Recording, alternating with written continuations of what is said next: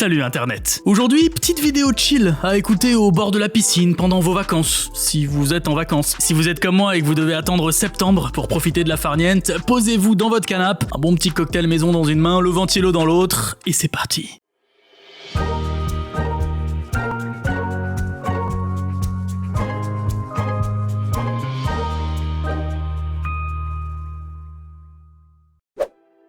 Vous regardez cette vidéo depuis le Honduras, quelle chance. Mais pourquoi le Honduras s'appelle le Honduras? Quand Christophe Colomb est arrivé sur la côte, près de là où se trouve maintenant la ville de Trujillo, le 14 août 1502, il a remarqué que les eaux du coin étaient très profondes. Et comment on dit profondeur en espagnol? Honduras. Yes, en tout cas zéro inspiration, Christophe.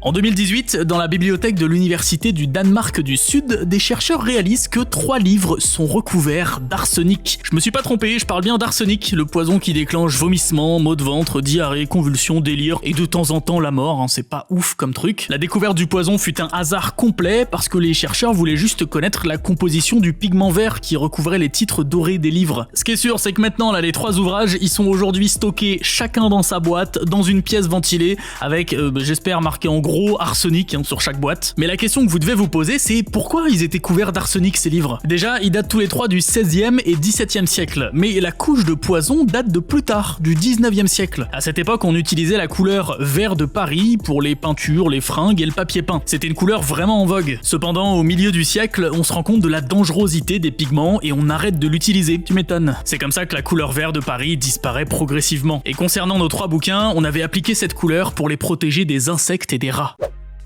Laissez-moi vous présenter Winthrop Niles Kellogg, psychologue connu pour son expérience appelée le chimpanzé et l'enfant. En 1931, il adopte une jeune chimpanzé de 7 mois et demi qu'il ramène à la maison pour l'élever avec son fils de 10 mois. En gros, il a éduqué l'enfant et le singe exactement pareil. Il cherchait à prouver qu'un chimpanzé peut développer un comportement humain. Et le plus fou, c'est que Gwa, la petite chimpanzé, apprend plus vite que Donald, son fils, à comprendre les mots et les phrases des Kellogg, à manger avec une cuillère, à marcher, etc. Winthrop suppose que l'apprentissage rapide au début est dû à la maturation plus rapide chez les primates que chez les humains. Genre, Gwa, elle sera adolescente à 4 ans, alors que Donald, lui, doit attendre ses 12-13 ans. Et puis, au bout de 9 mois, l'étude s'arrête. Gwa est toujours incapable de parler comme un humain, alors que l'enfant, lui, il commence à dire quelques mots. Les capacités de compréhension de la jeune chimpanzé ont finalement atteint leurs limites. Winthrop a un petit peu le seum que Gwa puisse pas aller plus loin que ça, mais frérot, c'est un singe, c'est normal. Et en plus, son fils a commencé à imiter la primate, à crier comme elle pour s'exprimer. Donc bon, ça vous étonnera pas si je vous dis que plus tard, Donald est devenu président des États-Unis. C'est une blague, je préfère préciser.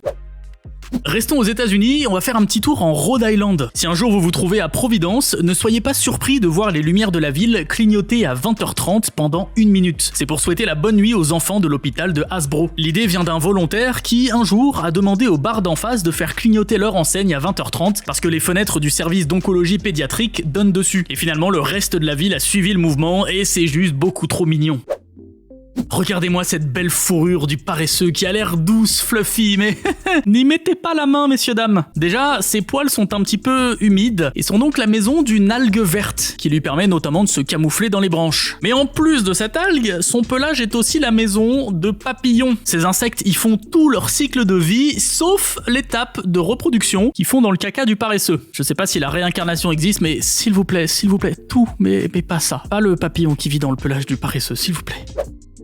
Certaines plantes ont le sang chaud, enfin la sève chaude. Par exemple, le symplocarpe fétide que l'on trouve en Amérique du Nord et qui lâche une odeur de mort quand on l'écrase, d'où son nom d'ailleurs, il peut garder une température jusqu'à 35 degrés plus élevée que la température extérieure. Et ce, même avec une météo totalement défavorable de type neige par exemple. On appelle ce mécanisme la thermogénèse. Le symplocarpe fétide se retrouve donc à fleurir dès le mois de janvier et sa température lui permet de percer la couche de neige. Et puis une fois que le printemps arrive, la plante arrête sa thermogénèse et redevient une fleur à sève froide. Mais alors, pourquoi percer plutôt que les autres? Pour la même raison qu'elle a une odeur dégueu, pour attirer les insectes pollinisateurs et ainsi se reproduire. Si elle le faisait en même temps que les autres, elle aurait trop de compétition et ça limiterait sa survie. Pas bête, le chou puant.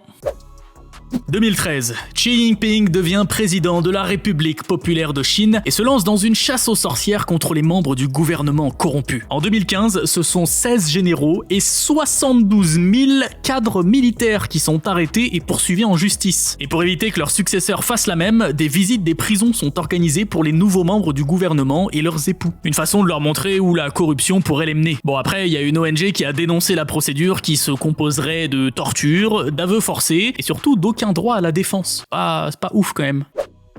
Imaginez, vous vous réveillez le matin et de la nourriture a disparu de votre frigo. Vous avez dû faire une crise de somnambulisme, rien de grave. Sauf que de la bouffe disparaît vraiment toutes les nuits, pendant des mois et des mois. C'est ce qui est arrivé à un japonais en 2008 qui a fini par installer des caméras de surveillance chez lui et qui a découvert qu'une SDF vivait dans un de ses placards depuis 1 an. Tout va bien. Cette histoire est d'ailleurs souvent illustrée avec cette vidéo qui n'a en fait rien à voir. Ici, ça se passe à New York, donc bien loin du Japon, chez Joe Cummings, un acteur qui était pareil, surpris de voir de la nourriture disparaître. Ni une ni deux, il installe une caméra et découvre par la suite qu'une jeune femme fait comme chez elle, mais chez lui. Dans la description de sa vidéo, il explique avoir appelé la police après avoir vu les images et que cette jeune femme aurait squatté un de ses placards pendant environ 2 semaines. C'est bien moins qu'1 an, mais ça reste très flippant, hein.